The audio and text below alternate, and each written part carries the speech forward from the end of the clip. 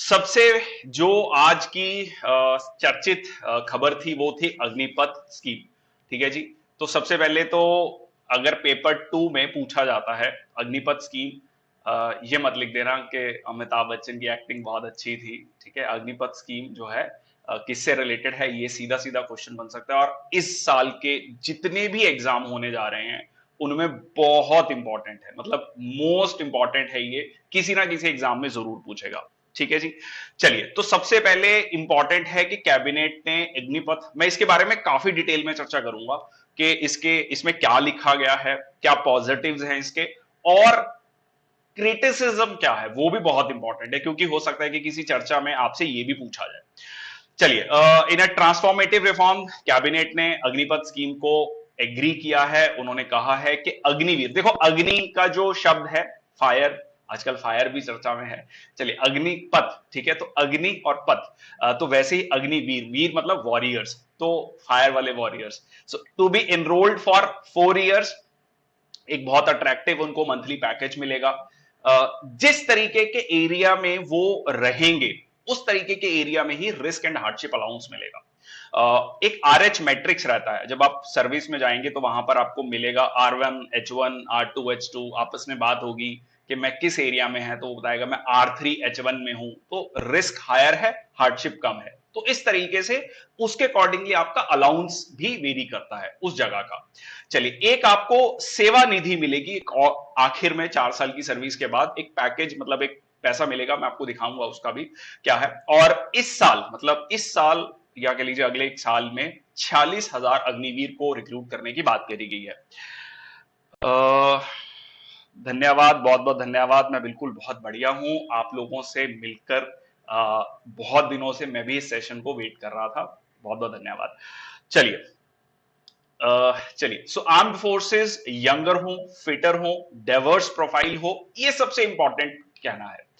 Advantages क्या है? Advantages ये हैं कि यूनिक अपॉर्चुनिटी मिलेगी यूथ को टू सर्व द कंट्री, उनको पता लगेगा किस तरीके से फोर्सेस काम करती हैं। एक CDS बिपिन रावत जब जीवित थे तब उन्होंने कहा भी था इस बात को, और जो पूर्व सेनाध्यक्ष हैं जनरल MM नरवाने, उन्होंने भी ये चीज कही कि जब हमारे कमांडिंग ऑफिसर्स और कंपनी कमांडर्स अलग अलग स्कूलों में, कॉलेजेस में गए, तो बहुत सारा जो यूथ है वो फोर्स की लाइफ को जानना चाहता है, but at the same time वो as a long term profession उसको शायद नहीं देखता है। तो कहीं ना कहीं ये स्कीम उस सोच को लेकर भी आगे बढ़ती है। ठीक है जी। एक ट्रांसफॉर्मेटिव रिफॉर्म है रिक्रूटमेंट पॉलिसी का आर्म्ड फोर्सेस के लिए। यूथफुल रहेगी फोर्सेस जो है, बहुत इंपॉर्टेंट है, डायनेमिक रहेगा, अट्रैक्टिव फाइनेंशियल पैकेज दिया गया, ये सारी की सारी चीजें एडवांटेज जो सरकार कह रही है। मैं अगेन क्रिटिसिज्म पे आऊंगा भी, वो भी बहुत इंपॉर्टेंट है समझना आपके लिए। अपॉर्चुनिटी फॉर अग्निवीर, ताकि वो बेस्ट सिचुएशंस में ट्रेन रहे। देखो, जहां जहां पर कंपलसरी मिलिट्री सर्विस का है, जैसे इजराइल में हम देखते हैं, वहां पर हमने ये देखा है कि जनरली जो ट्रेन्ड सोल्जर्स हैं वो ऑलवेज सोसाइटी में ज्यादा कंट्रीब्यूट करते हैं। ठीक है, जब वो सेवानिवृत्त हो जाते हैं या कह लीजिए रिटायर हो जाते हैं, तब वो ज्यादा अच्छा काम करते हैं। Availability of well disciplined skilled youth, military ethos आएंगे पूरी सोसाइटी में, और री एम्प्लॉयमेंट अपॉर्चुनिटीज होंगी, एडिक्वेट री एम्प्लॉयमेंट अपॉर्चुनिटीज होंगी, who could emerge as a role model for the youth. चलिए, इंपॉर्टेंट अभी फोकस करते हैं टॉपिक पे। ओके, एवरेज जो एज प्रोफाइल है इंडियन आर्म्ड फोर्सेस का, वो 4 से 5 साल कम आ जाएगा। सेल्फ डिसिप्लिन, डिसिप्लिन, ये सारी की सारी चीजें सरकार ने कहीं, patriotism, team work, enhancement of physical fitness, कहीं ना कहीं ingrained loyalty for the country, और एक बहुत मेजर पॉलिसी रिफॉर्म के रूप में इसको देखा जा रहा है, और ये इमीडिएट इफेक्ट के साथ लागू हो चुका है। इसमें क्या क्या बेनिफिट्स मिलेंगे यहां पर आप देख सकते हैं। ये आपको डाटा याद करने की बिल्कुल भी जरूरत नहीं है, बट समझने के लिए कि कितनी उनकी सैलरी रहेगी। और इसमें इंपॉर्टेंट है कि जो 30% सैलरी है वो उनकी काट ली जाएगी और वो एक कॉर्पस में डाली जाएगी, और उतना सेम कंट्रीब्यूशन सरकार डालेगी, और ये बन जाएगा लगभग इतना। और इस पर भी जो इंटरेस्ट एक्यूमुलेट होगा, तो लगभग 12 लाख के लगभग, या कहूं कि 11.5 से 12 लाख के बीच में एक सेवा निधि पैकेज, मतलब जब वो रिटायर होंगे या 4 साल के बाद उनका टेन्योर खत्म होगा, रिटायर वर्ड कहना सही नहीं रहेगा, जब वो उनका टेन्योर खत्म होगा, तो उनको ये पैसा मिलेगा।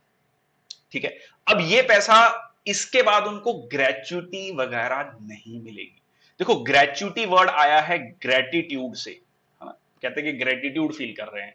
ठीक है जी, मैं भी आप लोगों ने इतना शेयर किया सेशन को, मैं भी ग्रेटिट्यूड फील कर रहा हूं। सो ग्रेटिट्यूड, सरकार ग्रेटिट्यूड, आपने 20 साल सरकार को दिए, आपने 30 साल सेवा दी, तो उसका ग्रेटिट्यूड, तो वहां ये ग्रेटिट्यूड नहीं मिलेगा, ये एक आपको एक लमसम पेमेंट मिल जाएगी, उसके अलावा आपको कोई पेंशन नहीं मिलेगी। ठीक है जी, तो ये बेनिफिट दिए गए हैं। और ये जो पैसा होगा, ये जो राशि होगी 11.5 से 12 लाख के बीच में, ये इनकम टैक्स इस पे नहीं लगेगा। जैसे मैंने आपको बताया ग्रेट्युटी या पेंशनरी बेनिफिट्स नहीं मिलेंगे। हाँ, एक इंश्योरेंस कवर होगा 48 लाख का, और इसके अलावा डिसेबिलिटी कवर भी होगा। ये सारी चीजें दी गई हैं। इसके अलावा ये पॉइंट जो है कह सकते हैं सरकार ने बहुत स्मार्टली ऐड किया है। कैसे स्मार्टली ऐड किया है कि जो 4 साल के बाद सर्विस कंप्लीट करेंगे वो further up to 25%, up to, सबसे पहले इसमें अप टू वर्ड लिखा है जो डॉक्यूमेंट में लिखा है, तो अप टू 25% लोगों को री एम्प्लॉय कर लिया जाएगा। अब इसमें क्या पॉइंट है कि जब उसके बाद उनको री एम्प्लॉय किया जाएगा, तो ये जो लोग हैं, ये जो सर्विस होगी जो जिसमें कि आपको पेंशन बेनिफिट्स मिलते हैं, ग्रेच्युटी मिलती है, वो तब से काउंट होगी। ये 4 साल का जो पीरियड है ये काउंट नहीं होगा। तो सीधा सीधा आप ये कह सकते हैं कि 15 साल और सर्विस करनी पड़ेगी, जो कि अगर उनको जो मिनिमम 15 साल की सर्विस मैंडेटरी है पेंशन बेनिफिट्स लेने के लिए। ठीक है जी, तो ये एक तरह का एक पॉइंट है इसमें। चलिए, टर्म्स एंड कंडीशन क्या है? 4 साल का टेन्योर होगा, डिस्टिंक्ट रैंक होगा in the armed forces, different from all other existing ranks. तो ये जो रैंक होगा एक डिस्टिंक्ट रैंक होगा। कौन सा रैंक होगा ये बताएगी अभी सरकार।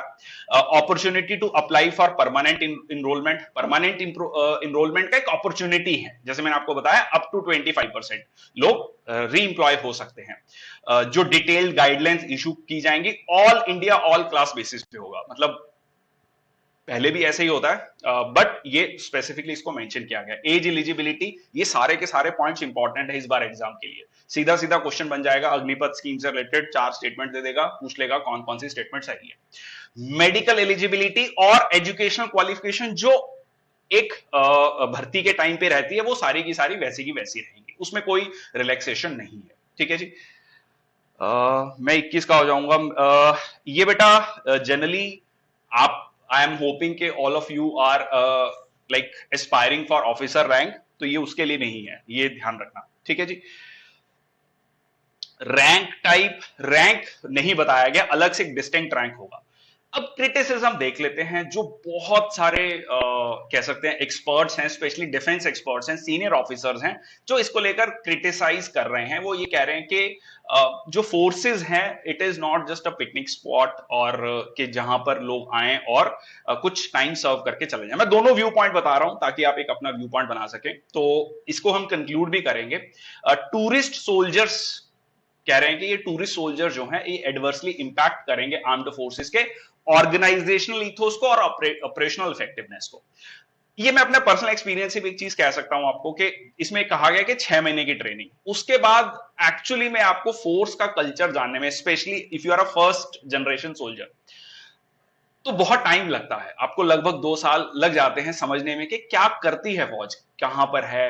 बहुत ये सारी चीजें भी इसमें इसका क्रिटिसिज्म कहा गया कि एक फौजी को तैयार होने में 2 से 3 साल लगते हैं। ठीक है, चलिए, क्योंकि जब आप अपनी ट्रेनिंग कंप्लीट करके जाते हैं, उसके बाद आपकी ऑन द जॉब ट्रेनिंग भी होती है। ठीक है, ये आइडिया दिया गया था डिपार्टमेंट ऑफ मिलिट्री अफेयर्स के द्वारा, जब जो हमारे तत्कालीन चीफ ऑफ डिफेंस स्टाफ थे जनरल बिपिन रावत जी। ऑब्जेक्टिव क्या है? सर्विस पेंशन पे कट्स 20%, लगभग ये यहां पर आप देख सकते हैं, मोर देन 20% जो है वो डिफेंस बजट का ये कहा जाता है कि वो पेंशन में चला जाता है। एनुअल डिफेंस बजट, क्योंकि सरकार के पास एक रिसोर्सेज, देखिए हमारे देश में सबसे इंपॉर्टेंट चीज क्या है? रिसोर्सेज की लिमिटेशन, किस तरीके से हम बेस्ट यूटिलाइजेशन करें रिसोर्सेज का, जिसमें फाइनेंशियल रिसोर्सेज भी आते हैं डेफिनेटली। तो ये है एक लॉन्ग पोस्टपोन्ड मिलिट्री मॉडर्नाइजेशन, और जो पैसा बचे वो पैसा हम मिलिट्री मॉडर्नाइजेशन पर लगाएं, ऐसा कहना है, कहीं ना कहीं एक इंटेंट है जो यहां पे निकल कर आता है। अच्छा, अब क्रिटिसिज्म ये भी है कि सीधा सीधा सरकार जो है ज्यादा नौकरियां देकर टेम्परेरी बेसिस पर पॉलिटिकल गेन्स लेना चाहती है, ये क्रिटिसिज्म है कुछ लोगों का। इसके अलावा उनका, जैसे मैंने आपको बताया कि 6 महीने की ट्रेनिंग सफिशिएंट नहीं है, ये भी कहना है। और कहीं ना कहीं ये भी कहा गया कि जो एक्सपीरियंस्ड सोल्जर्स होंगे उनको, जो ये नॉन एक्सपीरियंस्ड सोल्जर्स हैं या कह लीजिए जो अग्निवीर होंगे, उनको हॉट सिचुएशंस में, जहां एक्चुअली वॉर लाइक सिचुएशन है, उनमें कंट्रोल करना भी एक मुश्किल टास्क होगा, ऐसा कुछ लोगों का कहना है। इसके अलावा ये जो असेंशियल मोटिवेशन है, क्योंकि forces is more about the life and death also, it is more of a life style. तो essential motivation and willingness to lay down their lifes, ये होगी या नहीं होगी, ये कुछ एक्सपर्ट्स का कहना है।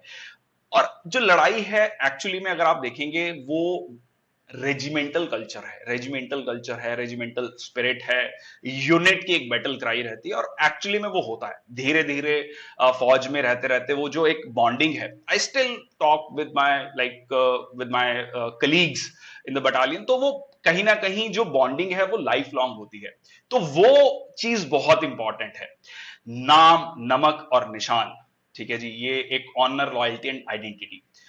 तीसरी लास्ट पॉइंट जो इसमें कहा गया कि जो सरकार सोच रही है कि हमें पैसा बचेगा, fiscal difference in the short and medium term ऐसा नहीं होने जा रहा। लॉन्ग टर्म में हो सकता है कि कुछ पैसा बचे, बट शॉर्ट टर्म और मीडियम टर्म में ऐसा नहीं होने जा रहा है। तो ये हो गई क्रिटिसिज्म। अब इसको थोड़ा कंक्लूड कर लेते हैं, आप लोगों का क्या कहना है एक बार कमेंट सेक्शन बॉक्स में बता दीजिए, तो आई विल सी। तो क्या परमानेंट वैकेंसी को घटा दिया जाएगा? नहीं, परमानेंट वैकेंसीज, देखो एक और न्यूज है आज का सेशन, मैंने आपको स्टार्टिंग में बताया, आज के सेशन में सबसे इंपॉर्टेंट ऐसा लग रहा था कि मैं एम्प्लॉयमेंट से रिलेटेड कोई न्यूज तैयार कर रहा हूं। आज 3 न्यूज है एम्प्लॉयमेंट से रिलेटेड या स्किल से रिलेटेड, सारी चीजों से। ब्रिटिश शेखावत, ठीक है जी, गर्ल्स ज्वाइन बिल्कुल कर सकती हैं, गर्ल्स भी ज्वाइन कर सकती हैं इसमें, ठीक है, डिपेंडिंग, अभी इस पे डिटेल्ड गाइडलाइंस और आएंगी। अच्छा, अब इंपॉर्टेंट इसमें यह है कि अगर आप फॉरेन में देखेंगे, मतलब बहुत सारे और देशों में देखेंगे, तो वहां पर आपको शॉर्ट टर्म सर्विस का कंसेप्ट मिलता है, और कहीं ना कहीं ये देखा गया है पॉजिटिवली। अगर हम पॉजिटिवली बात करें तो ये कहा गया है, तो कुछ लोगों का कहना है कि ये ट्रेंड सोल्जर हैं, कल को हो सकता है कि अगर इनको नौकरी ना मिली तो trend soldier might turn into against the government, और एक एंटी सोशल एलिमेंट ना बन जाए वो।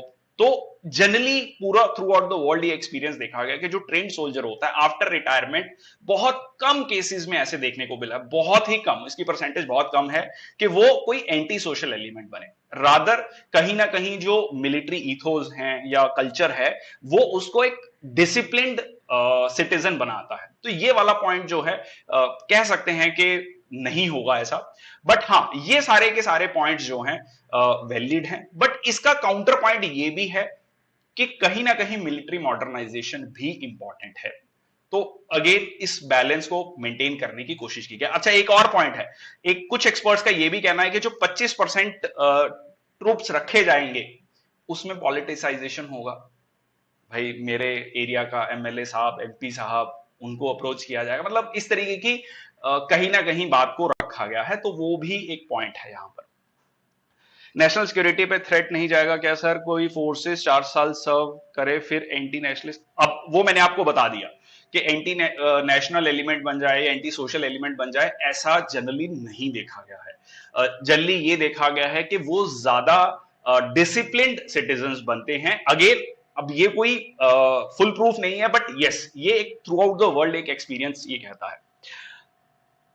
ओके, चलिए आगे, कोई और किसी का पॉइंट? ये अजितेश, जो जेसीओ से रिलेटेड ये वाला पॉइंट था कि जो भी चीजें हैं, जो एजुकेशनल क्वालिफिकेशंस जो होंगी, या जो भी सर्विसेज बाद में मान लीजिए वो भर्ती होते हैं, मान लीजिए 4 साल की सर्विस के बाद उसने ग्रेजुएशन भी कर लिया और उसके बाद वो एज ए जेसीओ भर्ती होता है, तो वो सारे के सारे जो बेनिफिट्स हैं, वो दोबारा से जो उनकी सर्विस शुरू होगी, दोबारा से जो री एम्प्लॉय होंगे, अगर 25% अप टू 25% जो सरकार कह रही है वो तब से शुरू होगा। तो 4 साल का पीरियड उसमें काउंट नहीं होगा सर्विस में। ठीक है, ये पॉइंट है उसमें। पीडीएफ मैं प्रोवाइड कर दूंगा टेलीग्राम चैनल पर, don't worry about the PDF. ठीक है जी, ओके आगे चले। ऑपरेशन हाँ नहीं नहीं, आपकी बात ठीक है, पीयूष का ये भी पॉइंट बिल्कुल ठीक है कि सर ऑपरेशन ब्लू स्टार में इंडियन आर्मी के अगेंस्ट एक मिलिट्री ऑफिसर ही खड़े थे। Right, agreed. मैंने आपको ये कहा कि ये कोई ऐसा नहीं है कि हमेशा ऐसा ही हुआ है, but yes it has been seen. अब आप देखो बहुत सारे सोल्जर्स हैं, अगर आप पिछले 75 सालों में देखेंगे तो उसका परसेंटेज आप कैलकुलेट कीजिए कि रिटायरमेंट के बाद कितने जो हैं वो एंटी इस तरीके से सोशल एलिमेंट या बने, तो वो चीजें हम बात कर रहे हैं। ठीक है, आदित्य का क्या क्वेश्चन है?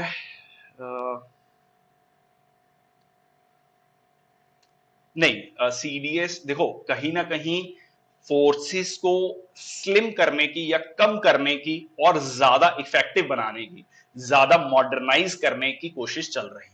ये कारण है, इस पूरी की पूरी जुगत का कारण यही है, मिलिट्री मॉडर्नाइजेशन। ठीक है,